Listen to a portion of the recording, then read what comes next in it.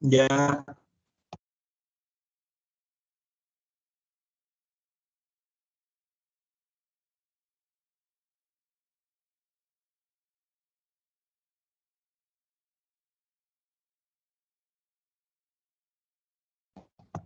Ya, bro, ya. Muy buenas tardes, esperamos que todos se encuentren bien desde sus casas, desde el punto donde se encuentran viendo este video. Un saludo a nuestra profesora y a cada uno de nuestros compañeros. En la tarde de hoy, mi grupo y yo vamos a exponer el tema Desarrollo psicosocial de la adultez emergente. Los integrantes de este grupo son Puerta Pérez Andrea, Tres Palacios Martínez Andrés, Moreno Herrera Campo, Arisa Hurtado Mayerlis y Rodado Aguilar Julio. A continuación, le doy paso a mi compañero Andrés para que continúe con el desarrollo de esta exposición.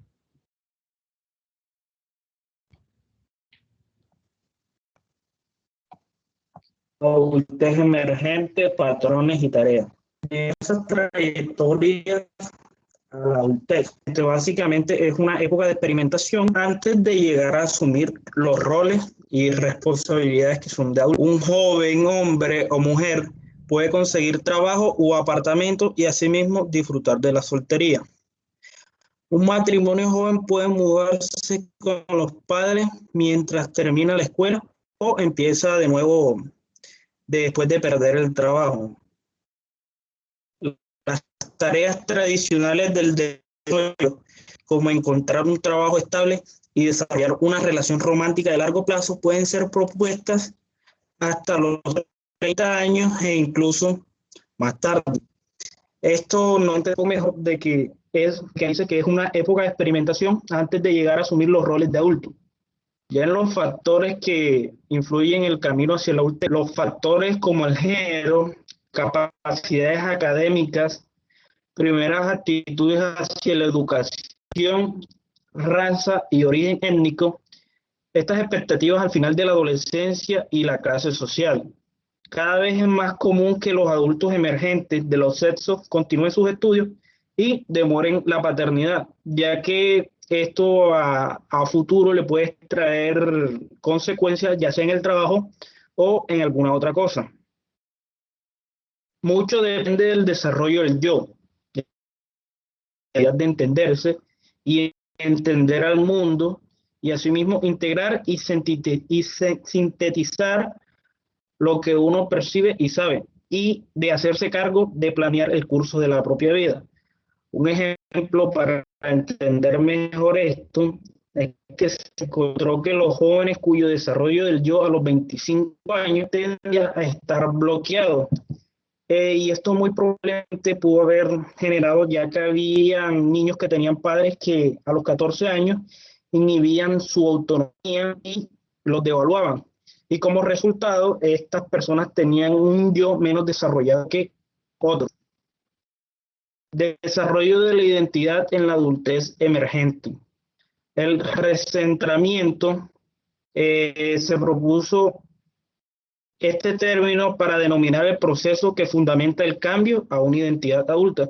Consta de 3 etapas donde el poder, la responsabilidad y toma de decisiones gradualmente de la familia de origen al adulto temprano independiente. En la etapa 1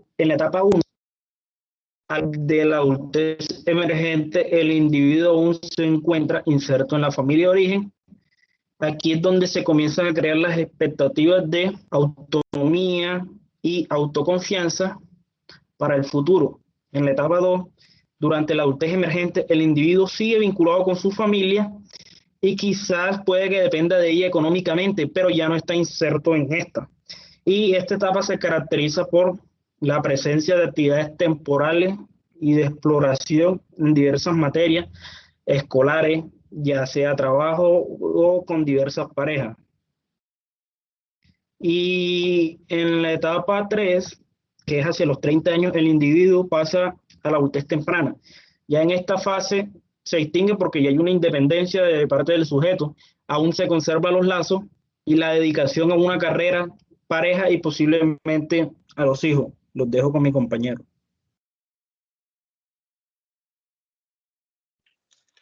La moratoria contemporánea. Los adultos emergentes establecen su vida en base a las oportunidades que se le presentan y cómo actúan frente a estas.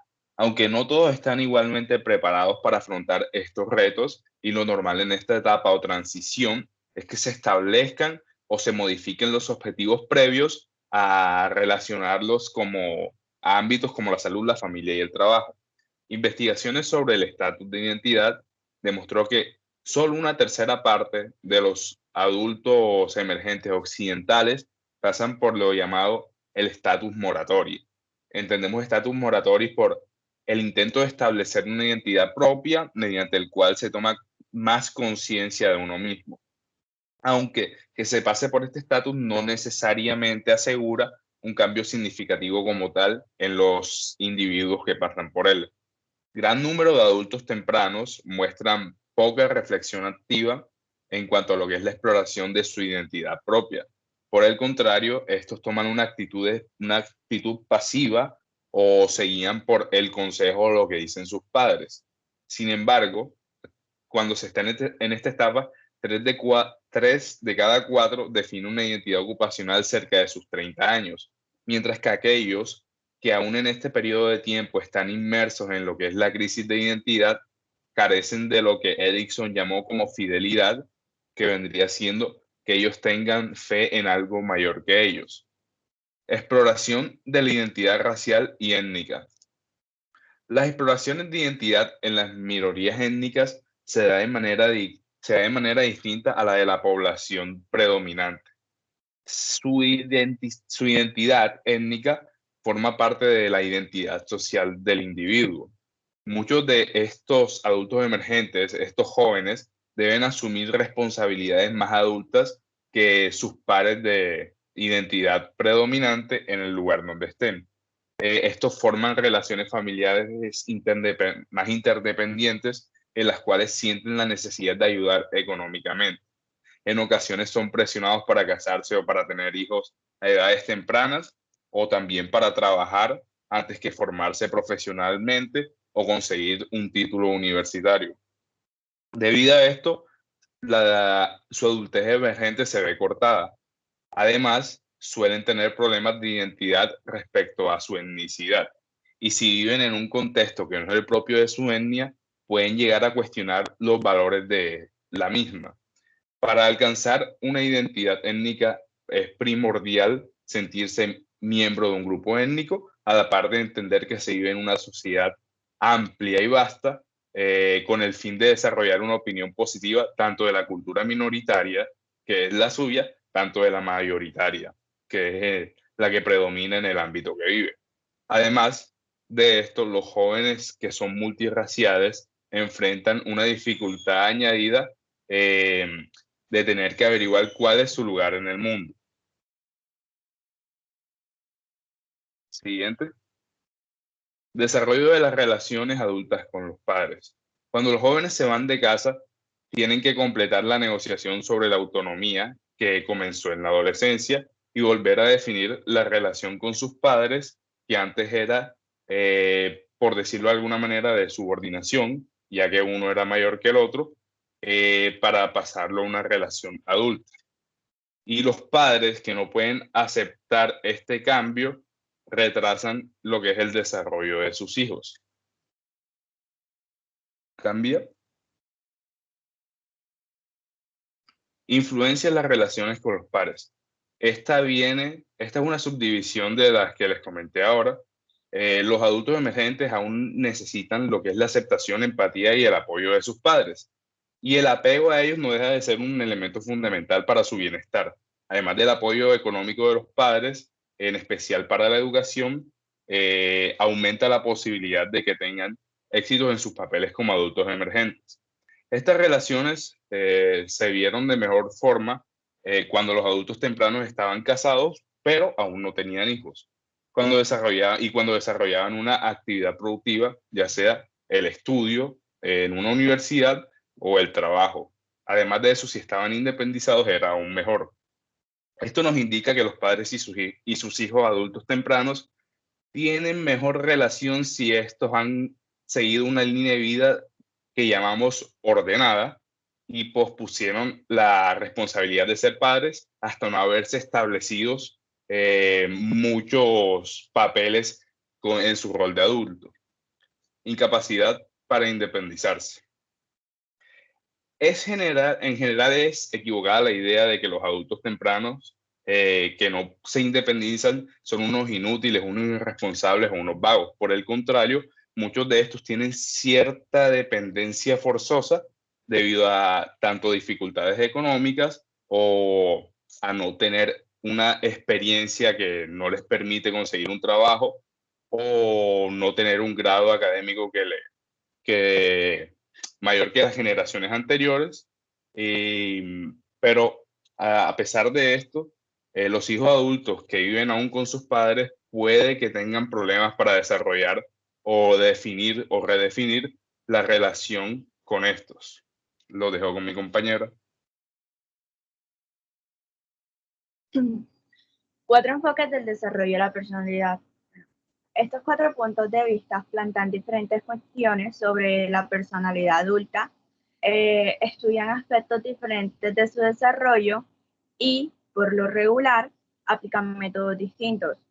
Así, no sorprenden que los resultados obtenidos por los investigadores que se apegan a estas corrientes sean difíciles de conciliar o siquiera comparar. En el primer enfoque tenemos el enfoque de modelos de etapas normativas.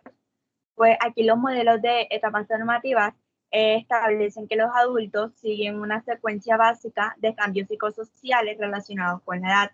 Los cambios son normativos en el sentido de que parecen comunes de la mayoría de los integrantes de una población. Además, aparecen en periodos sucesivos o etapas que a veces están marcadas por crisis emocionales que preparan el camino para nuevos avances. Lo que se considera normativo depende de las expectativas de esa cultura acerca del momento en que deben presentarse los eventos de la vida. Modelo del momento de los eventos. Aquí, en lugar de contemplar el desarrollo de la personalidad adulta solo como una función de la edad, el modelo momento de los eventos fue, primero elaborado por Bernice Neugarten y otros, y pues este modelo prácticamente, este modelo sostiene que el curso del desarrollo depende del momento en que ocurren ciertos eventos en la vida de las personas. Los eventos normativos de la vida, llamados también normativos de la edad, ocurren normalmente en ciertas épocas de la vida y se concretan en hechos como el matrimonio, la paternidad, el nacimiento de los nietos y el retiro. Según el modelo, las personas son muy conscientes de su momento y del reloj social, las normas de la sociedad y lo que se está considerando en el momento oportuno para ciertos acontecimientos de la vida. Si los eventos se presentan a tiempo, el desarrollo avanza de manera uniforme. En caso contrario, sobreviene el estrés como resultado de un evento inesperado, como quedarse sin trabajo, un evento a destiempo, que es pues enviudar a los 35 años, o ser obligado a retirarse a los 50, o de que no se presente un acontecimiento, que es nunca casarse o no poder tener hijos. Las diferencias de personalidad influyen en la forma de responder a los eventos de la vida y llegan a influir en su oportunidad. Un ejemplo es que cuando una persona es resiliente, experimentará una transición más suave a la edad adulta y las tareas y eventos. Lo contrario que cuando una persona es demasiado ansiosa, porque esta puede pues aplazar las decisiones sobre su relación o su carrera. El momento habitual de los eventos de la vida varía entre las culturas y las generaciones. Estudios más recientes de adultos concluyeron de que las tareas de este periodo del desarrollo de edades mayores de lo que antes era normativo, lo indica un cambio en los años recientes en la operación del reloj social de la cultura estadounidense. Lo dejo con mi compañera. Bueno, seguido de lo que estaba diciendo mi compañera, el tercer modelo, que es de los rasgos, y básicamente tiene que ver digámoslo así, con 5 grupos que se caracterizan como el neuroticismo, la extroversión, la apertura a la experiencia, también las personas escrupulosas y las personas con agradabilidad.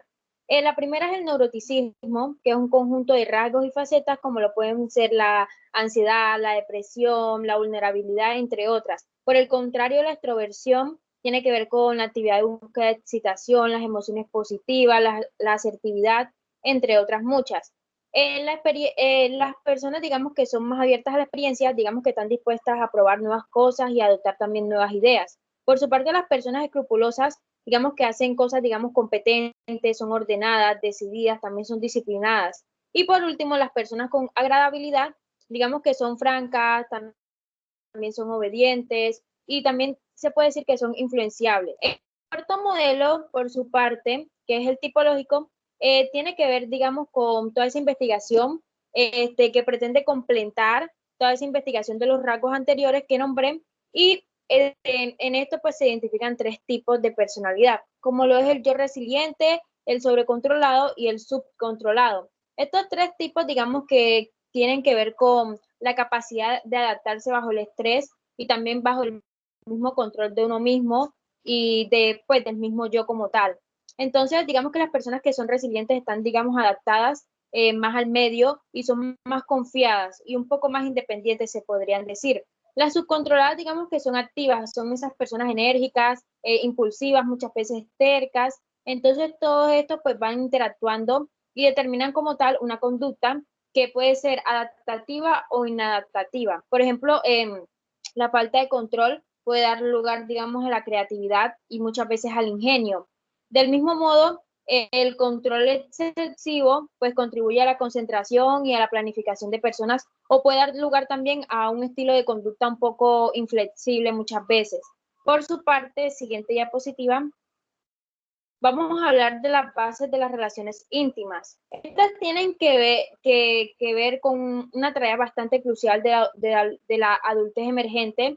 Digamos que es la necesidad de establecer relaciones un poco más firmes, más estables, más cercanas, digámoslo así, un poco más comprometida con eso de la motivación sobre la conducta humana.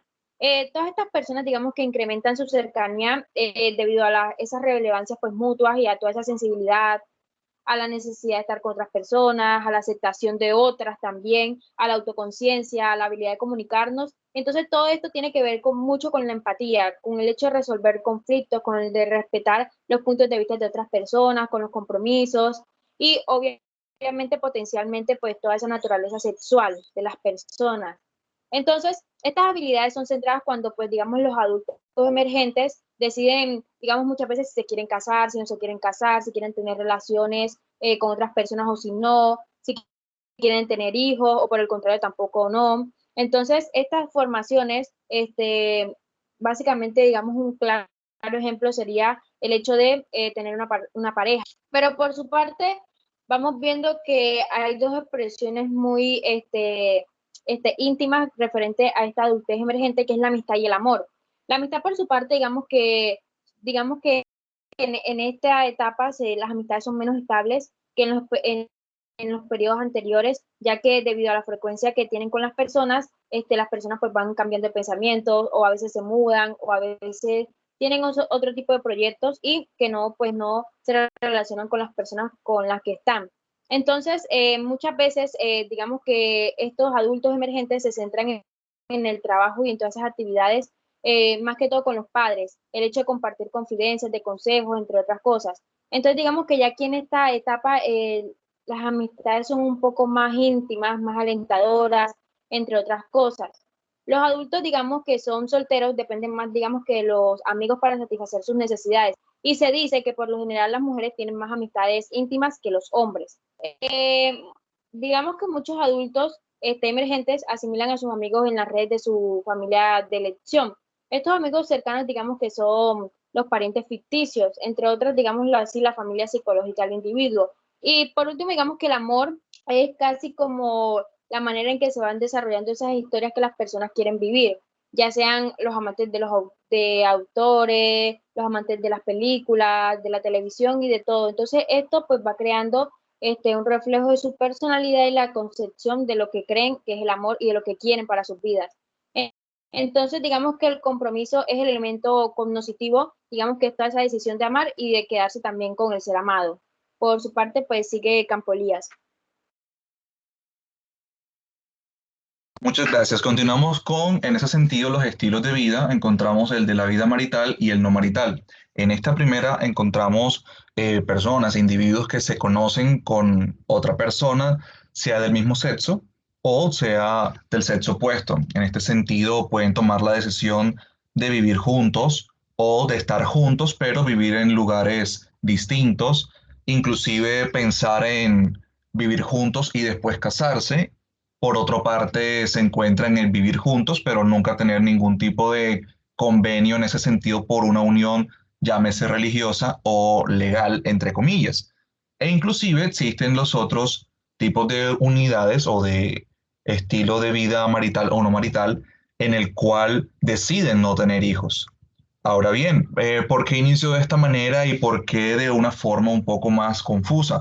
Ya que las siguientes empiezan a categorizarse y empiezan a organizarse de acuerdo a las expresiones que dije de una forma, entre comillas, confusa hace unos minutos.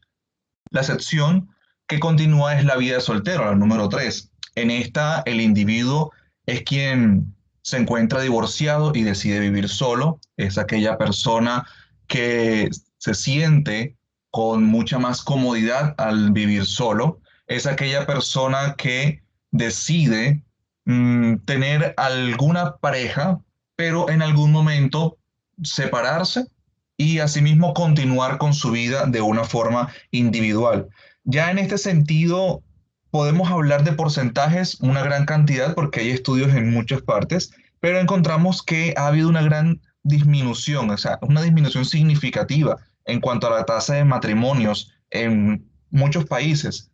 E inclusive podemos denotar que de esta misma manera muchas de las decisiones se ven involucradas por aspectos religiosos, por aspectos filosóficos, por aspectos culturales. Y ya en este sentido se podría decir que en cuanto a la vida de soltero hacia querer tener una pareja, en el caso de la participación en grupos sociales es una de las más factibles para poder obtener esas nuevas relaciones sociales y de ahí en adelante poder tener una nueva pareja.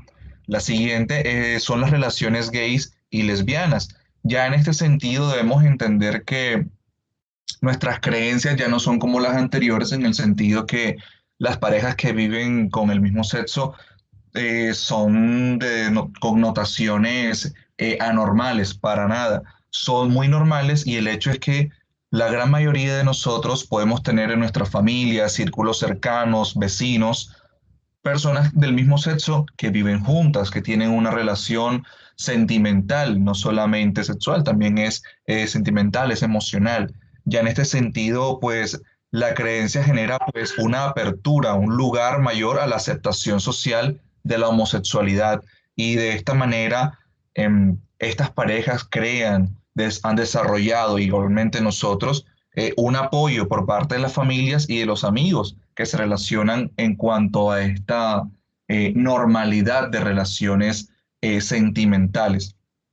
De igual forma, en el sentido de la unidad, se ha encontrado que hay distintos factores en los cuales hay muchísimas semejanzas en las relaciones heterosexuales, al igual que las homosexuales.